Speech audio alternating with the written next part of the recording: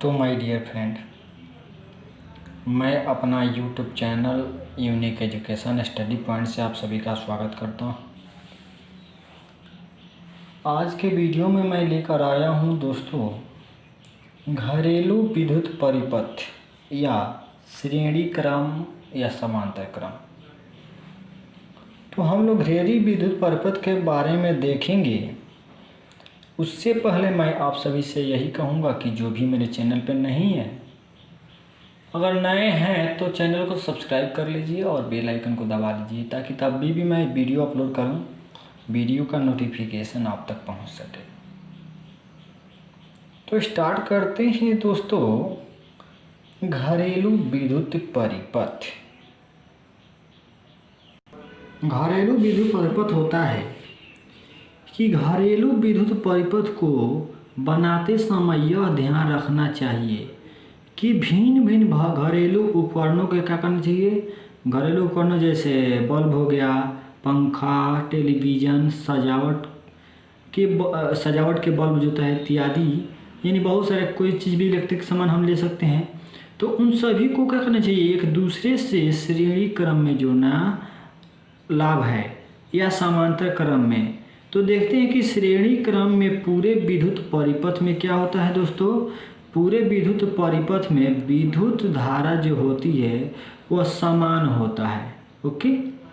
और अगर हम ऐसे घरेलू सामानों को क्या करते हैं, घरेलू सामानों का एक साथ ऐसे जोड़ना चाहते हो कि सबसे विद्युत धारा क्या हो, समान हो, तथा उनको जो क्या किया जा सके, इनको एक साथ चलाया या बंद किया जा सके। तो चलाया या बंद किया जा सके तब इनको हम क्या करते हैं, तो देखिए तब इनको हम करते क्या हैं, इनको श्रेणी क्रम में जोड़ा जाता है। किस क्रम में, श्रेणी क्रम में। ठीक है। और श्रेणी क्रम जो होता है, श्रेणी क्रम में परिपथ का जो होता है, तो परिपथ का कोई एक उपकरण कार्य करना क्या होता है, बंद कर दे, तभी क्या होता है, सभी उपकरण कार्य करना बंद कर देते हैं। देखिए दोस्तों, श्रेणी क्रम में अगर परिपथ कोई भी परिपथ हो, एक परिपथ अगर काम करना बंद कर दें तो सभी परिपथ क्या होते हैं, काम करना बंद कर देते हैं। ओके।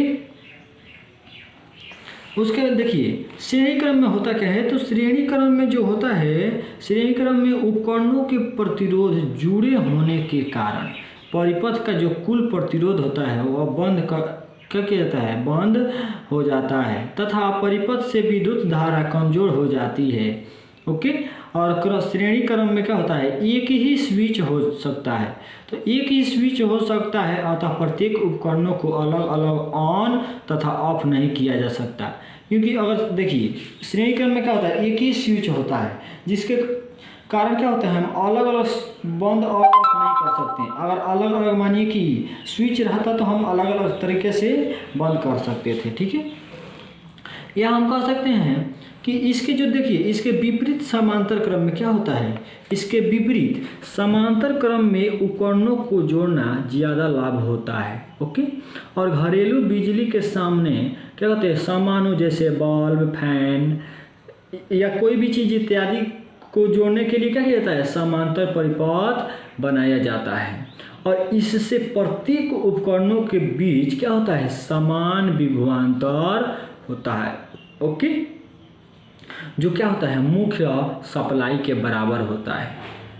तो प्रत्येक उपकरणों का क्या होता है, समान विभवांतर होता है जो मुख्य सप्लाई के बराबर होता है, तथा इनसे जो अलग अलग विद्युत धारा प्रवाहित होती है, तो प्रत्येक उपकरणों के लिए अलग अलग स्विच भी होते हैं। ओके।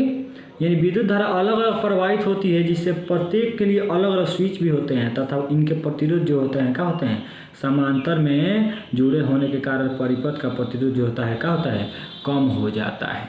ओके। या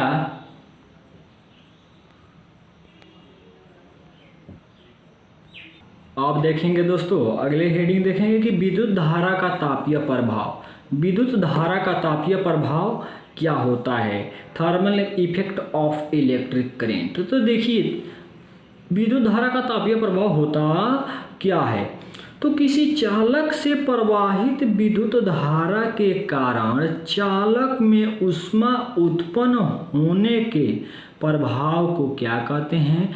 विद्युत धारा का तापीय प्रभाव या इसे हम ऊष्मीय प्रभाव भी कहते हैं। क्या कहते हैं? तापीय प्रभाव या ऊष्मीय प्रभाव भी कहते हैं। इसका जो उपयोग होता है किसका दोस्तों? विद्युत धारा का तापीय प्रभाव का। तो इसका जो उपयोग होता है विद्युत हीटर में होता है, विद्युत इस्त्री जैसे क्या कहता है युक्तियों में होता है। ओके, इसके बाद हम देखेंगे तापीय प्रभाव का कारण क्या होता है। तो देखिए तापीय प्रभाव का कारण होता है कि चालक से क्या होता है?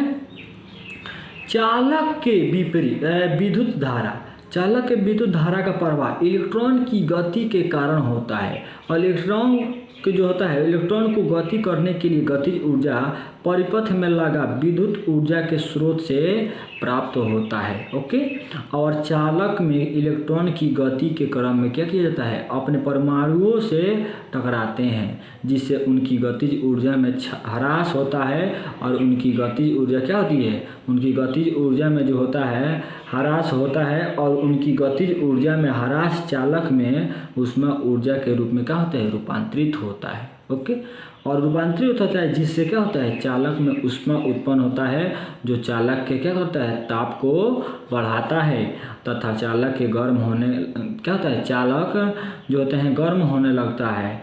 तो विद्युत धारा, इसीलिए हम क्या करते हैं? इसे विद्युत धारा के तापीय प्रभाव का कारण, यानी यही कारण है कि विद्युत धारा के तापीय प्रभाव होता है। ओके, इसके बाद देखिए चालक के उत्पन्न ऊष्मा का परिमाण क्या होता है। तो चालक के उत्पन्न ऊष्मा का परिमाण होता है दोस्तों, मानिए कि हम एक डायग्राम बना दिए, जैसे मानिए धारा हो गया आई, ये वोल्ट मीटर हमारा हो गया, ये मीटर हो गया। ओके, और ये मानिए एक कुंजी लगा दिए और बैटरी से हम जोड़ दिए। जैसे माना कि हम मानिए कि एक विद्युत परिपथ में क्या कर रहे हैं? आर, ये जो आर है प्रतिरोध का एक प्रतिरोधक जुड़ा है। क्या किया है? आर जो है प्रतिरोध का एक प्रतिरोधक जुड़ा है, जिसके दोनों छोरों के बीच का जो विभवांतर क्या है? भी है। इन दोनों छोरों के बीच का विभवांतर क्या है दोस्तों? भी है। ओके, तो तथा परिपथ में प्रवाहित धारा क्या है? आई है, यानी परिपथ में प्रवाहित धारा आई है। ओके, या अतः हम कह सकते हैं कि चालक से t समय में प्रवाहित आवेश का परिमाण क्या होता है? Q बराबर आई टी, या चूंकि I बराबर Q बाई टी। ओके, या चूंकि कह सकते हैं कि R प्रतिरोध के बीच का क्या है? विभवांतर भी है।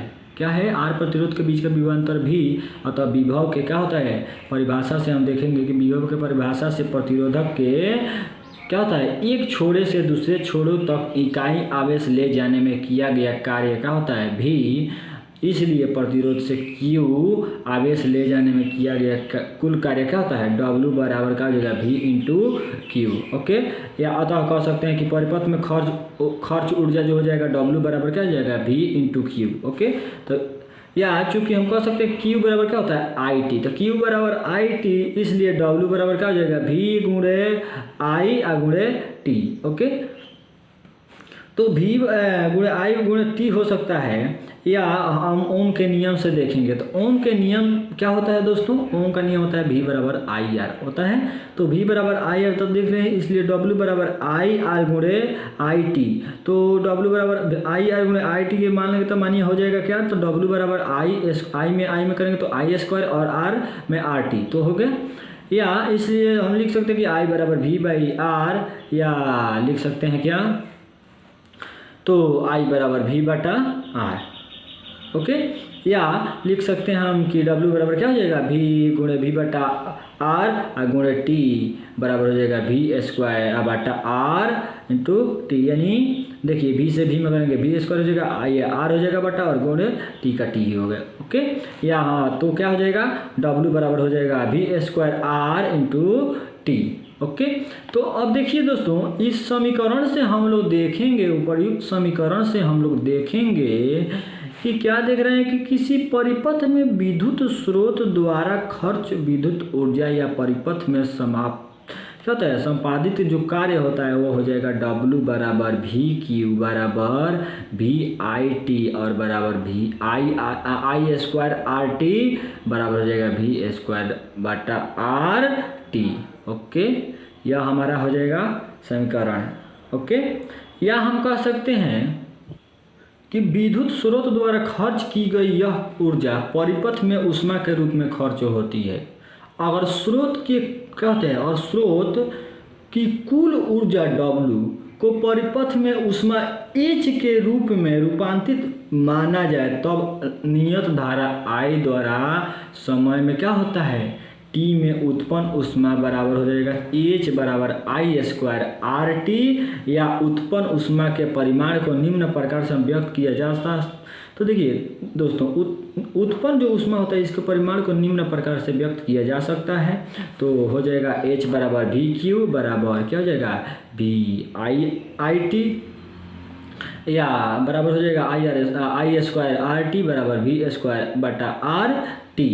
ओके, या हम लिख सकते हैं क्या, तो ऊष्मा या ऊर्जा का SI मात्रक क्या होता है दोस्तों, ऊष्मा या ऊर्जा का SI मात्रक क्या होता है, तो जूल होता है। अतः जूल बराबर क्या हो जाएगा, तो W बराबर हो जाएगा V गुणे Q, यानी V इंटू Q से देखेंगे तो जूल बराबर 1 वोल्ट गुणे 1 कूलम, V यानी वोल्ट और C कूलम, तो जूल बराबर हो जाएगा 1 वोल्ट गुणे 1 कूलम, या 1 जूल बराबर हो जाएगा 1 वोल्ट कूलम। ओके, या और हम कह सकते हैं कि अगर चालक का प्रतिरोध का हो R ओम हो तब इससे T सेकेंड में प्रवाहित I एम्पियर की विद्युत धारा के उत्पन्न ऊष्मा क्या हो जाएगा, H बराबर हो जाएगा I² RT जूल। ऊष्मा का देखिए, और ऊष्मा का CGS मात्रक क्या होता है, तो ऊष्मा का CGS मात्रक होता है दोस्तों, ऊष्मा का SI मात्रक होता है क्या होता है जूल, और ऊष्मा का CGS मात्रक जो होता है वो क्या होता है कैलोरी।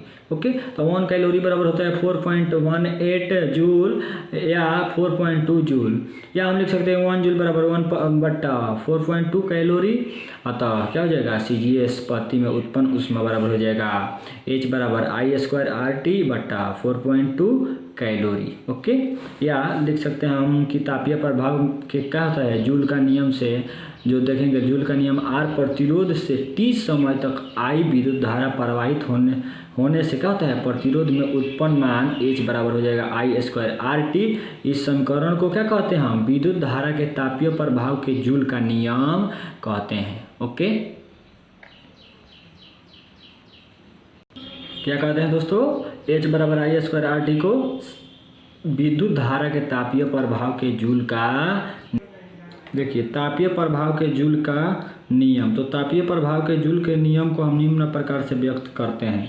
तो कैसे व्यक्त करते हैं, तो पहला देखेंगे, पहला नियम या विद्युत धारा का नियम, तो किसी नियत प्रतिरोध के चालक से क्या होता है, नियत समय में उत्पन्न ऊष्मा चालक से प्रवाहित धारा के वर्ग के क्या होते हैं, समानुपाती होती है। अर्थात हम कह सकते हैं A समानुपाती IR², जब क्या हो R तथा T जो हो नियत हो तब। ओके, या 2 नंबर हम कह सकते हैं, 2 नंबर में है दूसरा नियम या प्रतिरोध का नियम। तो देखिए दोस्तों, किसी चालक से नियत समय तक प्रवाहित नियत धारा के कारण उत्पन्न ऊष्मा चालक प्रतिरोध के क्या होता है, समानुपाती होता है।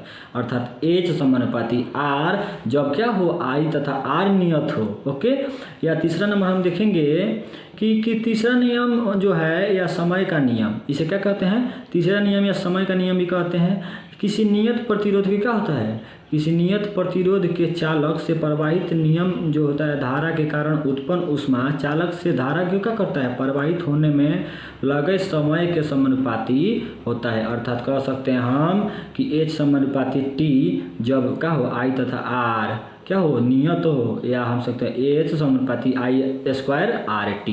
ओके, तो दोस्तों वीडियो अच्छा लगा है तो लाइक सब्सक्राइब और शेयर जरूर कीजिएगा।